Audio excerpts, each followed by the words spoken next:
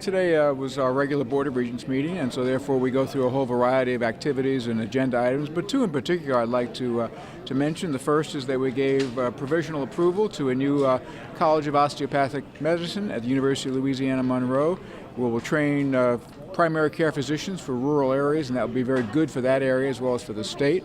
And the second thing is that we are once again in a special session for the legislature. The governor vetoed the budget, and therefore we have no budget. So there's approximately 3 weeks before the end of the year, and there's going to be a lot of work having to go into not just the higher ed budget, but the budget for the state. What is critical for higher education and the universities and the students? Well, one of the things we always point out is the uncertainty. In other words, right now, students don't know if or how much TOPS will be funded. They don't know if or how much fees will go up. So therefore, uncertainty is very difficult, particularly for the students who can go elsewhere. We already know that not many, but a number of our students are going out of state because they're being given similar financial aid or scholarship packages. So it's the uncertainty. It also ties into faculty members. It's very difficult to recruit and retain faculty when they don't know from month to month or year to year whether their programs will be in place, whether the funding will be there. So uncertainty is a real problem for us. What about recruiting of both faculty and Louisiana high school seniors by universities outside the state? Well, we already know that's happening. I know personally that we've lost several faculty members. In fact, a good friend of mine went to the University of Maryland because he loved Louisiana, loved where he was for 20 years, but just couldn't put up with the uncertainty. Same thing with students. You can't drive north or west of here without seeing billboards, without hearing things about the fact they'll say, we'll match your TOPS and we'll guarantee it. So they are very aggressive, and we have to realize that we're in a competitive environment, particularly for our better students.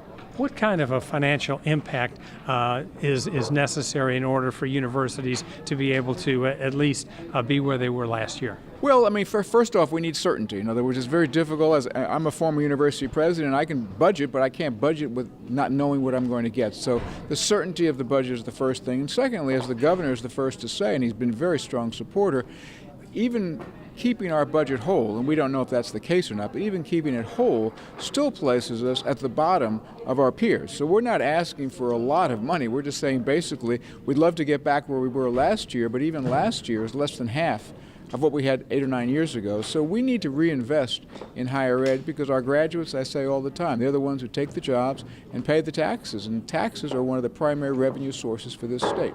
Where does Louisiana rank compared to other states in the South and around the country when it comes to state support? Pretty much the last. In other words, SREB, which is the Southern Regional Board, our peers, we are last in almost every single measure in terms of support, and certainly nationally we are, maybe there's one state below us, but even last year or earlier this year they came out with 51 states because they included the District of Columbia, and we ranked even behind them. What would you like to see the legislature do?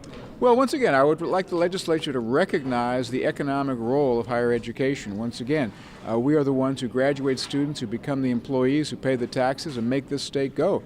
And recognize also that if you want to attract and retain companies, like for example DXC, they have to have a trained and educated workforce. And if we're not able to produce that, you're not going to have much of an economic future for the state.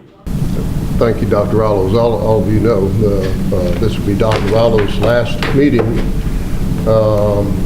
with the Board of Regents. And I'd like to recognize Dr. Rallo because over the last 3 years, he has served this state and has served this board in an outstanding fashion. We're appreciative of his leadership, of his guidance, and I want to mention a few of the highlights of his tenure with us, with the Board of Regents. Number one, he created here's a nice picture. Thank you. I haven't aged at all. That was a picture he had when he applied for the job. 35. It had a few more hairs have been pulled out since then. Dr. Rallo established the Elevate Louisiana, our overarching aspirational message. This is working with our stakeholders and with Deloitte. The long-term goal of higher education and innovation was spelled out in the aspirational message again, Elevate Louisiana. He developed a statewide footprint for the Board of Regents. He integrated LUMCON, LAFSPA, Lewis, Lonnie, LaCasu under the board's leadership, thereby emphasizing the broad mandate and responsibility for the multitude of these critical programs. He has emphasized the need to enhance the rigor of high school preparation for career in college. He developed Board of Regents policies to minimize the need for remediation for our high school graduates, and he tightened the requirements for the faculty to teach dual enrollment classes to high school students.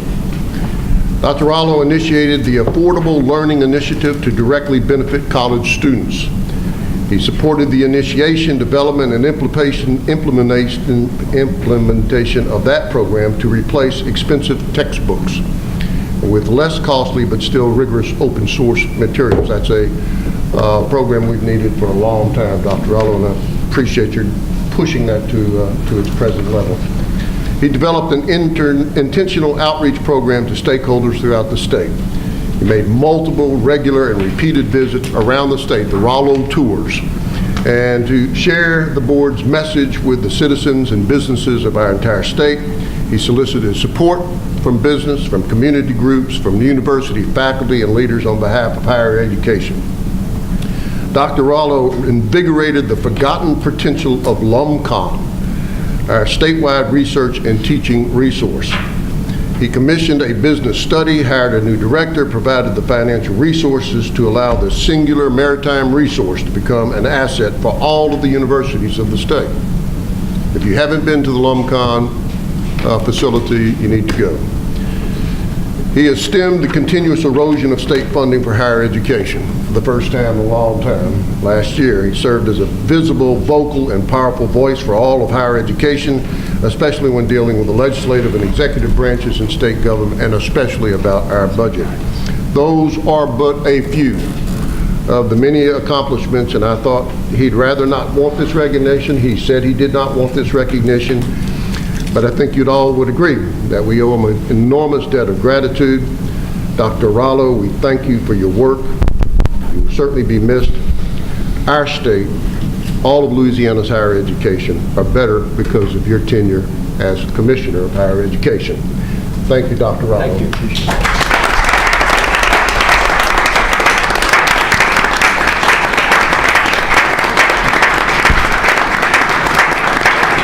If people have questions like more information about higher education, what should they do? Board of Regents website, it's a great website, it's very interactive, and you'll find everything out there.